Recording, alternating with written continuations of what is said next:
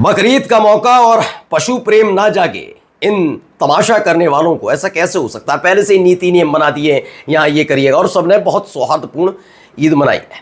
मैं वो तस्वीरें आपको दिखाऊंगा, लेकिन आपको दिखाऊंगा कि पिछली बार आपको याद होगा ना कि 100 बकरे बचा कर ले गए थे कि बकरीद पर उनकी कुर्बानी ना दे दी जाए। एक और भाई साहब आए, उन्होंने भी कुछ ऐसा ही किया। अब उनको भी दिखाऊंगा कैसे उनका जोर शोर से डंका पीटा जा रहा है। लेकिन सवाल यह है कि आज से 6 महीने पहले पूरन जोशी थे, उनके घर से 100 से ज्यादा किलो गौमांस बरामद हुआ था। तब ऐसे लोग कहां गायब हो जाते हैं।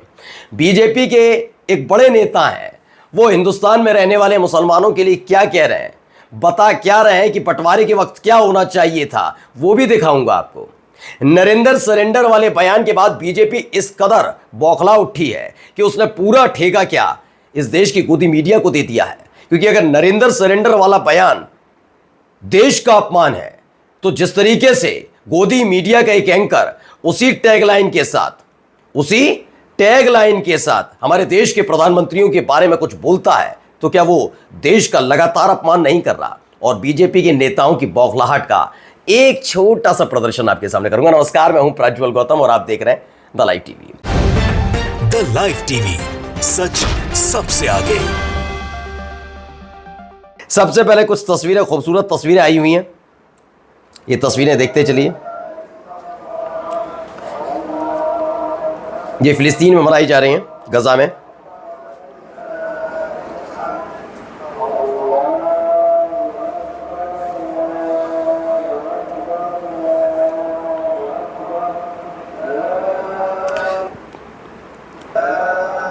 इसके साथ कई और तस्वीरें भी है दोस्तों। तो ये गजा के अंदर की तस्वीरें निकलकर सामने आई। ये देखिए, नमाज अता की जा रही है। ये उस वक्त की तस्वीरें देखिए, बेतहाशा लोग वहां पर इकट्ठा हुए, और ये गजा से निकली हुई तस्वीरें हैं। आप समझ भी सकते हैं पीछे कैसे बिल्डिंग खंडर हैं। ये देखिए, तैयार हो रही हैं बच्चियां, छोटी छोटी मासूम बच्चियां। देखिए, बच्चे भी तैयार हो रहे हैं। चलिए मैं अब खबर बता देता हूं। खबर क्या है, मिलिट टाइम्स की खबर है। इजरायली हमलों के साए में गजा के फिलिस्तीनी आज सुबह ईद उल फित्र की नमाज उन मस्जिदों के मलबे पर अदा करने पहुंचे जब बमबारी में तबाह हो चुकी हैं। टूटे हुए गुंबदों और जमींदोज दीवारों के बीच अल्लाह की बारगाह में सर झुकाकर उन्होंने ईद की नमाज अता की है। तो ये एक खबर निकल कर सामने आई। अब आपको दिखाता हूँ, ये रेलवे स्टेशन का है, रायबरेली का। वहाँ पर भी नमाज अता की गई। अलग अलग जगह से इस तरह की तस्वीरें निकल कर सामने आई थी। तो एक ये तस्वीर निकल कर सामने आई, यहाँ नमाज अता की गई।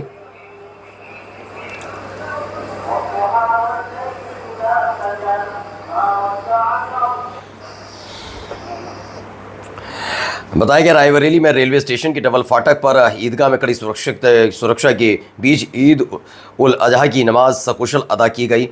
आइए अब आप कुछ खबरें आपको दिखाता चल रहा हूं। पहले इन भाई साहब को जरा थोड़ा सा सुन लीजिए, इन्होंने कितना महान कार्य किया है। आप ये बकराशाला में हैं इस वक्त, और ये इसके बारे में बताइए कब स्थापना? बकरा अब से लगभग 10 वर्ष पूर्व हमारे राजेंद्र मुनि जी हमारे यहाँ आए थे। कहता है कि बकरा अपनी मौत नहीं मरता, और आप अहिंसा प्रेमी हैं, भगवान महावीर के अनुयायी हैं, तो मैं चाहता हूँ पूरे देश में गौशालाएं तो बहुत हैं, लेकिन बकराशाला आप बनाएं और बकरा अपनी मौत मरे, ये मेरी भावना है। ठीक है, इनकी भावना आ गई है एकदम।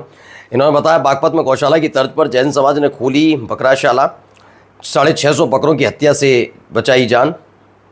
उत्तर प्रदेश के बागपत जिले में जैन समाज ने एक अनोखी और संवेदनशील पहल करते हुए बकराशाला की स्थापना की। ठीक गौशाला की तर्ज पर यह बकराशाला उन बकरों की रक्षा और देखभाल के लिए बनाई गई है जिन्हें बकरीद जैसे मौक़ों पर वध के लिए खरीदा जाता है। मैंने कहा ना, बकरीद का जिक्र होगा ही होगा, बकरीद। लेकिन ये तकरीबन जो पिछले दिसंबर में एक खबर आई थी, ये चेहरा रियल है नहीं है, लेकिन खबर है, पंडित पूरन जोशी के कोल्ड स्टोरेज से 185 टन गौमांस बरामद हुआ था। 185 टन गौमांस बरामद होता है, और किनके घर से? पूरन जोशी के घर से। लेकिन उतनी हाई तौबा आपने सुनी नहीं होगी, है ना।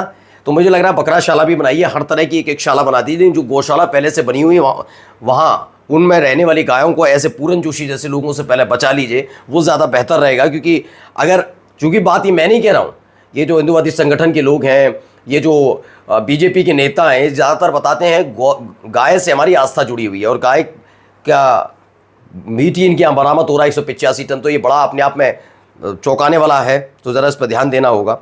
अब आइए, सौरभ राज ने एक ट्वीट किया। ये भाई साहब का चेहरा मैं आपको दिखा रहा हूं, इनको चेहरा देख लीजिए। IANS की खबर, चेहरा देख लीजिए। ये इनका नाम है मिथिलेश कुमार, ये विधायक हैं और सह प्रवक्ता हैं बीजेपी के। इन्होंने ज्ञान दिया है मुसलमानों के लिए, अपने देश के मुसलमानों के लिए किया। उस समय कांग्रेस ने जो भी किया, जब धर्म के आधार पर देश का बंटवारा हुआ तो वहां के हिंदुओं को यहां बुला लेना चाहिए था, मतलब खींचकर जबरदस्ती लिया है। इनका ऐसा, ये कैसे आपने मान लिया कि वहां के सबके सामने ऑफर रखा गया, जो आना चाहते थे आए, जो नहीं आना चाहते थे नहीं आए। अब देखिए, और यहाँ के मुसलमानों को वहां भेज देना चाहिए था। यहाँ रहने का यानी मुसलमानों का कोई मतलब नहीं है। उन्होंने कहा है यहाँ तुम्हारा कोई मतलब नहीं है, ये कहते हैं विधायक बीजेपी के। इनका मतलब हिंदुस्तान में मुसलमानों की कोई जरूरत बीजेपी महसूस नहीं करती है। खैर, एक और खबर आपको दिखा रहा हूं। हाल ही में एक खबर आई और बड़ा उससे अफरा तफरी मची कि जो दिल्ली की मुख्यमंत्री हैं रेखा गुप्ता, उन्हें जान से मारने की धमकी दी गई। इस तरह की आए कि जान से मारने की धमकी दी गई है, पुलिस ने जांच पड़ताल शुरू की, फिर आखिरकार वो लड़का गिरफ्तार हो जाता है। चेहरा पहले आप देख लीजिए, चेहरा देख के ये मत सोचने ना अनवर खालिद है, ना यहाँ रुकना है आपको, यहाँ रुकना है और मीडिया की करतूत भी देखनी है ANI की, उसकी हरकतें भी दिखा देता हूं। तो पहली खबर ये ANI की थी, जिसमें लिखा है रात को एक व्यक्ति ने फोन किया PCR पे गाजियाबाद पुलिस को, और उसने रेखा गुप्ता जो दिल्ली की मुख्यमंत्री हैं उनके लिए कहा, उन्होंने जान से मारने की धमकी दी। नॉर्थ वेस्ट डिस्ट्रिक्ट पुलिस को ये जानकारी मिली गाजियाबाद पुलिस के जरिए देर रात को, और उसके बाद जांच पड़ताल शुरू की गई और सर्चिंग की गई कहाँ का रहने वाला है।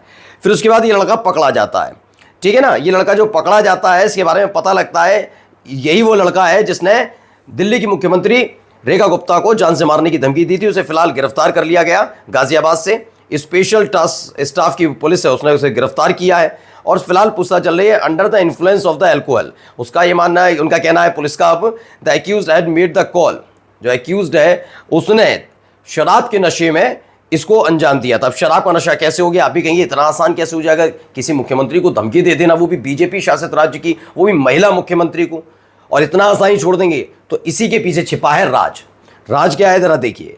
मोहम्मद जुबैर ने लिखा, इसका नाम है श्लोक त्रिपाठी, जिसने दिल्ली की मुख्यमंत्री रेखा गुप्ता को जान से मारने की धमकी दी।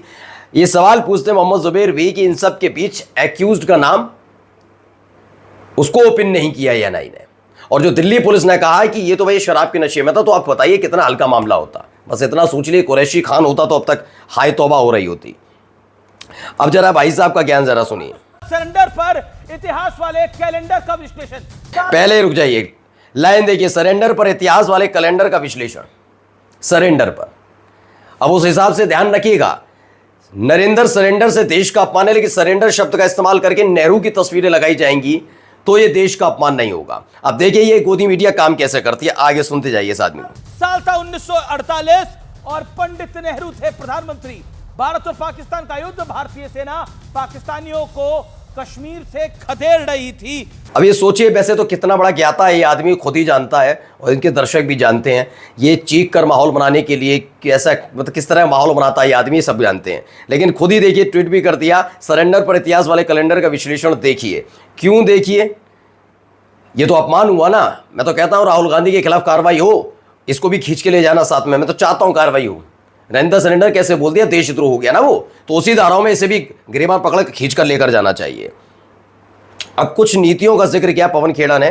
पहलगाम में बर्मा आतंकी हमले के बाद पाकिस्तान की वैश्विक बहिष्कार की उम्मीद थी, लेकिन क्या हुआ, चीन पाकिस्तान को 40 J-35A स्टील्थ जेट्स PL-17 मिसाइलों के सप्लाई कर रहा है। अजरबैजान $2 अरब में पाकिस्तान से 40 JF-17 जेट्स खरीद रहा है।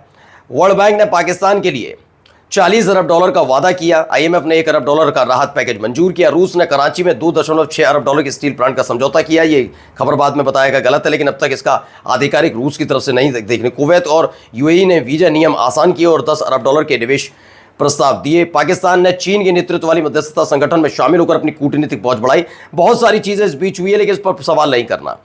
राहुल गांधी ने एक चुनाव की चोरी का पूरा खेल समझाया महाराष्ट्र चुनाव को लेकर, जो एक बड़ा सेटबैक हो सकता है। क्या है इसमें बताया कि 5 स्टेप से काम हुआ था। कौन कौन से ये बताते हैं। चुनाव आयोग की नियुक्ति करने वाले पैनल पर कब्जा, आपको बताया है किस तरीके से चुनाव आयुक्त की नियुक्ति होती है, लेकिन उसमें कैसे बड़ी आसानी से खेल किया गया कि CGI को हटा दिया गया और एक कैबिनेट मंत्री को रख लिया गया। वो कई बार मैं आपको पहले भी समझा चुका हूं कि कैसे करके, यानी एक तरफ प्रधानमंत्री उनका कैबिनेट मंत्री होंगे और एक तरफ नेता प्रतिपक्ष। यानी अगर मोदी जी ने कहा कि मुझे ए नाम वाला व्यक्ति चाहिए चुनाव आयुक्त, तो कैबिनेट मंत्री भी कह देगा ए नाम वाला। अब नेता प्रतिपक्ष बैठकर B, C, D, E, F किसी को भी पसंद करें, बनेगा तो यही क्योंकि दो वोट पहले से ही सरकार के पास हैं, तो सोचिए खेल हुआ था। दूसरा, वोटर लिस्ट में फर्जी मतदाता जोड़े गए, मतदान प्रतिशत बढ़ा चढ़ाकर दिखाए, जहां बीजेपी को जीतना था वहां टारगेट करके फर्जी वोटिंग कराई गई, सबूतों को छुपा दिया गया, इस तरह का आरोप लगा है। अब आइए केशव प्रसाद मौर्य का ट्वीट है, अब मैं दिखाता हूं कैसे परेशान हो रहे हैं ये। लोकसभा में विपक्ष के नेता श्री राहुल गांधी पूरी तरह से बेलगाम हो चुके हैं। बेलगाम होएंगे ना, आपको लग रहा है, क्योंकि आप ये अब लगाम कस रही है तो वो बेलगाम हो गए, ऐसा महसूस होता है। ये होता है, लगता है जब टाइट हो रही होती है ना चूड़ियां सबकी, तो ऐसा ही होता है। अब इनको देखिए, एक बयान दोहराने जा रहा हूं, पहले सुनिए यहाँ पर क्या कह दिया राहुल गांधी ने ऐसा जिससे इनको दिक्कत है। नरेगा में तो ये होता है कि हम लोग के खाता पर पैसा आता है, मुखिया सरपंच होता है, हम तो लोग के तो उतना नहीं, हम तो अंगूठा छाप हैं। सॉरी, अंगूठा छाप? अंगूठा लोग पढ़े लिखा नहीं, हम लोग हैं अनपढ़ गवार हैं, तो अंगूठे छाप नहीं भैया। देखो अंगूठा छाप इन्होंने बस ऐसे ही पूछ लिया, अंगूठा छाप, तो उस पर राधिका खेरा जो कल तक कांग्रेसी हुआ करती थी, अचानक इनके अंदर का बीजेपी प्रेम जागता है और अपनी भाषा शैली इन्होंने बता दी कि भारतीय जनता पार्टी में जाने के बाद शब्दों की, भाषा की और व्यवहार की मान्यताएं कितनी रह जाती हैं। तो राधिका खेरा का ये ट्वीट पढ़ लीजिए। नेहरू, इंदिरा, राजीव का वंशज, के नहीं का, तमीज राहुल के लिए भी कर सकती थी, उनके लिए भी, लेकिन नहीं, यही तो बीजेपी की पहली प्रायोरिटी है। दूसरा, भारत में पैदा हुआ, दशकों से सांसद और अंगूठा छाप नहीं समझता। सोचिए कितनी दरिद्रता है, वैचारिक दरिद्रता है बीजेपी के पास, इनके प्रवक्ताओं के पास, इनके पास कुछ बचा ही नहीं। वो नॉर्मल एक सवाल करते करते पूछ नहीं लेते हैं। उन्होंने कहा ड्राइविंग, तो ड्राइविंग नहीं मालूम मुझे, इसका कुछ नहीं पूछना। अंगूठा छाप पूछ लिया तो तुरंत कहा ये है जनता से कटे हुए शहजादे का असली स्तर। तो अब ये तो सबसे पहले राधिका खेरा आप भी समझिए कि इस देश की सरकारों की कितनी नाकामी है। चाहे आप कांग्रेस को कोसिए, बिल्कुल सही है, लेकिन नरेंद्र मोदी सरकार ने भी कोई अजूबा नहीं किया। सोचिए एक महिला अंगूठा छाप कह रही है, पहले शर्म से सर झुका लीजिए कि वो महिला अंगूठा छाप जैसे शब्द का जिक्र कर रही है, लेकिन उस पूरे खेल में उसने जो बोला उसे सुनना चाहिए। इन्होंने अंगूठा छाप के चक्कर में अपनी सरकार की बदनामी करा दी, उसमें बताया कि कैसे पैसा खा जाता है प्रधान वगैरह, वो इन्होंने खुद एक्सपोज कर दिया। कम से कम थोड़ी तो अकल का इस्तेमाल करिए, इतनी वैचारिक दरिद्रता। नमस्कार।